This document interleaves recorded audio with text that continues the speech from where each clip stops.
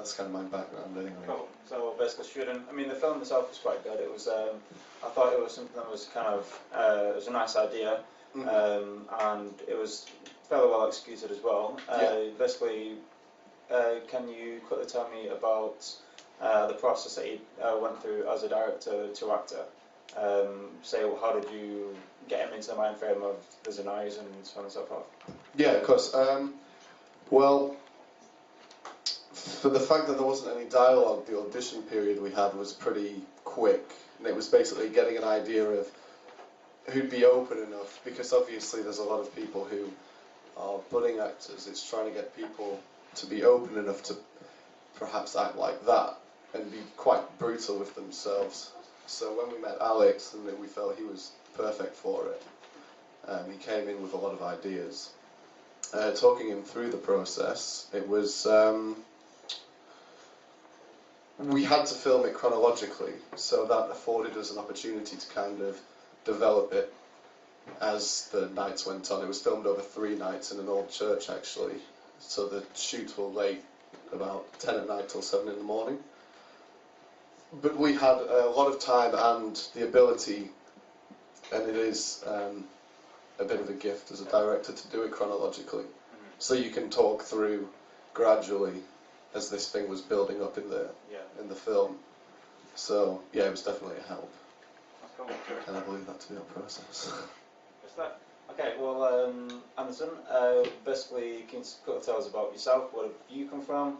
What's your background? And with the film as well, basically, where did that spawn from? Hello, I'm Anderson. Basically, I'm a filmmaker. I graduated about 3 years ago from film school at Stafford University. I've been making short films, working in industry, trying to make short films in my free time for 3 years now. The idea really came from a discussion while I was on holiday back in the U.S. with a friend, just talking about personal trials and tribulations, and what is the solution, and how he deals with it, how I deal with it, and I had a text from the Bible that said rest, come to God for rest, basically. So I thought, hey, it'd be cool to show that as a visual metaphor, as a not in a poem, but as I like to call it a visual soliloquy, if that makes any sense. And it's just kind of portraying the emotions of those words, but in a text form, but instead in a video form, instead of it being a drama.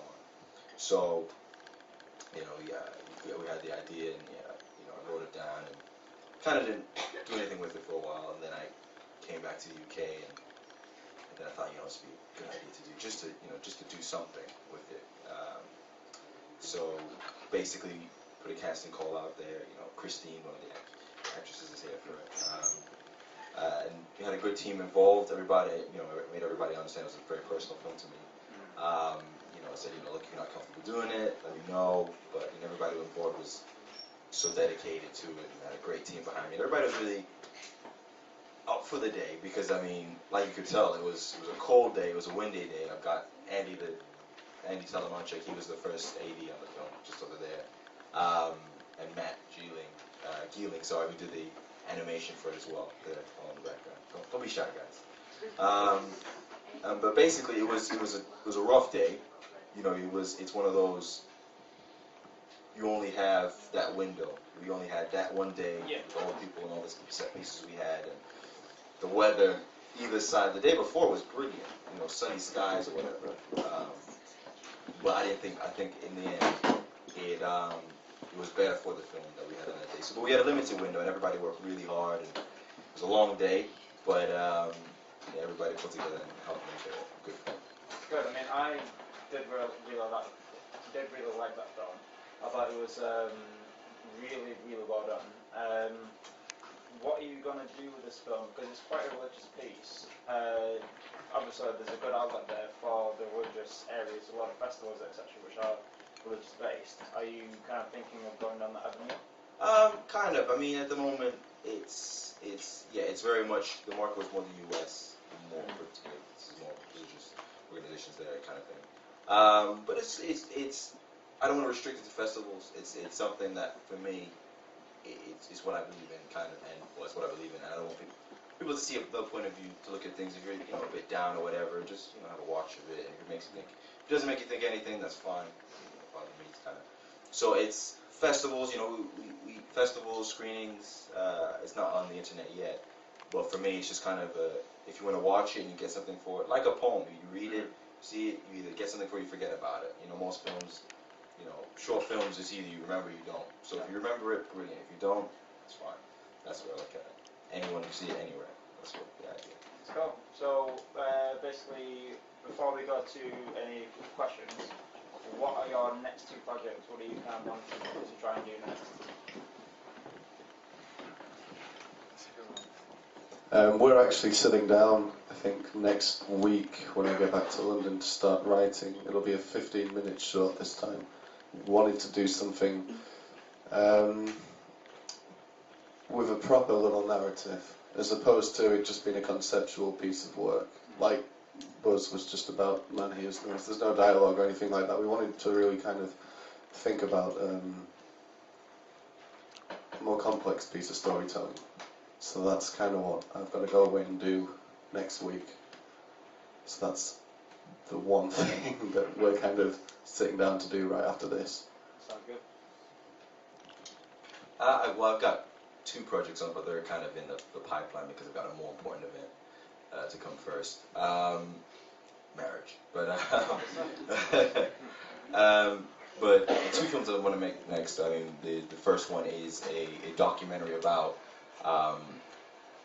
people who moved to the UK in their early teenage years, and now they're in their 20s, and what identity do they feel they have? Do they feel British? Do they feel like they are not British? Do they still feel this is home? That kind of thing. And it's just the exploration, because that's kind of like my background. I moved here when I was 13, and I'm like 24 now. So it's kind of exploring that kind of, how do you look at the world, because it's kind of, you're half and half really. You leave at a vital age where you start to develop traits that are specific to that area and that culture, but then you move somewhere else completely. And then other film, well, the film that's actually, I'm trying to use that, the documentary as a research for, is a film about a young Kenyan boy who moves to the UK, and how he deals with, basically he makes bonds with all the kids because he's the only Afro-Caribbean person in the entire school, and he's kind of an outsider, and how he makes a bond is by starting a basketball team with one lad, and it's kind of like the basketball team is it's a group of guys who, not outsiders, but people in the school don't respect them because they like the football more, and obviously in this country nobody plays basketball. You should, but and it's based around these ragtag group of guys or kids, and it's a comedy. It's lighthearted, but it's a lot of truth in it, based on personal experiences that feel people should see and stuff like that, and some that are just just wacky situations about some 12 or 13-year-old kids dealing with really strong cultural and societal issues and that kind of thing. So that's one. Sure. But after I get married, that's the most important thing. Any questions from the audience? No?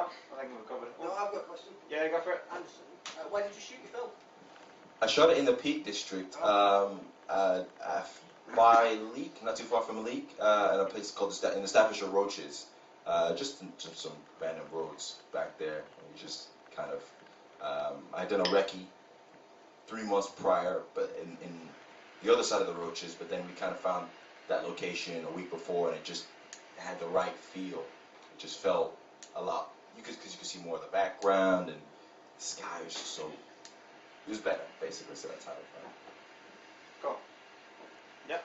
I'm a composer, Mike. Tell me more about the film score composers. The composers, Michael and Marianne, they're great composers. Yeah. I collaborated with them on my graduate film and film school. First day, you can see that online if anybody's interested. And they do a great job. All I do with them is I just kind of say, I wanted to have this feel of it, kind of a Thomas Newman or not quite handsome or anything like that, but that kind of feel, and they just capture it. I show them the edit, and you know, every time they just work magic for me. So I mean, and for me, you know, the film score helps. Obviously, all the elements you hear on screen, you hear, you see on screen, you hear, make the film. But like, you know, the music just adds that extra. Were they working with a final cut, or were they working to a script, or a mixture of both scenes? A bit of both. A bit of both. I mean, I showed them.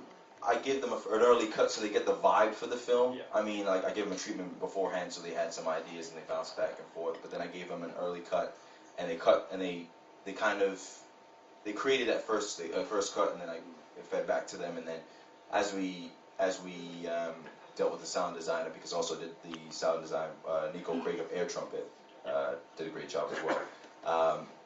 And he, you know, because there was a lot of getting the sound design from him, getting the sound from the Kind of, you really awesome sound design, but then the music kind of cuts in and sounds like also gets real interesting. I'd say talk to Nico at Air Trumpet. He's a good guy. He's a good guy. Cool.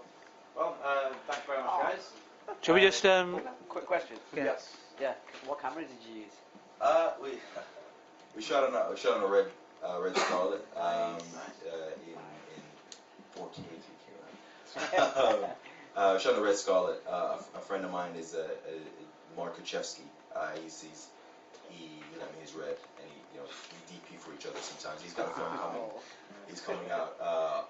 Check it out. It's called Falling for One Another. Mark Kuchevsky. It's a great film. We just shot it at the beginning of this month, and he somehow turned it around. It's about 2 people on the ledge and stuff. Yeah. So that's how I got that. Cool. Any more? I was just going to, because Alex has got that, we haven't really spoken to Alex much about his role in the film. Oh, yeah, come on. Tell us a little bit more about your role, because that was quite a difficult role, or quite unusual role. So tell us a bit about That's how actually you. why I found it interesting to begin with, because obviously usually when you take on a project, you know, there's dialogue involved. But I like the challenge of being able to convey the character without dialogue. It's actually, you know, the main difference between theatre acting and film acting is that in film acting, the reaction of the actor is extremely important. I mean, it's important in theatre, but it's even more important in film.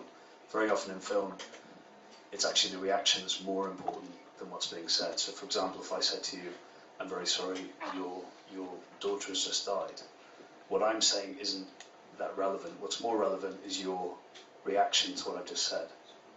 Do you see what I mean? So that's why I thought this was an interesting project. Yeah. So. Yeah. I mean, I chose it obviously because it was a very different film for us, you know, and it's quite rare to get a film like that. It's quite manic film, but also with no dialogue at all. It's quite unusual. It's a very tricky one to get right as well. Yeah. Because you've got that kind of build-up from the beginning where everything's calm, and it has to build incrementally in only 3 minutes until the end where it's basically dying through insanity kind of thing. So that was obviously a challenge for you guys as well, to make sure that was building until that final point. But, So have you done anything like that before then? Or? I haven't, no. I mean, all the stuff I've done has been dialogue driven. I'm actually trying to do more film work. I've done any theatre in the past. Yeah. But this was a good, you know, and I like the guys as well. It just seemed to gel, so it was good. So have you had any other screenings of that film anywhere? This is the first one. Is that the first one? Yeah. Right.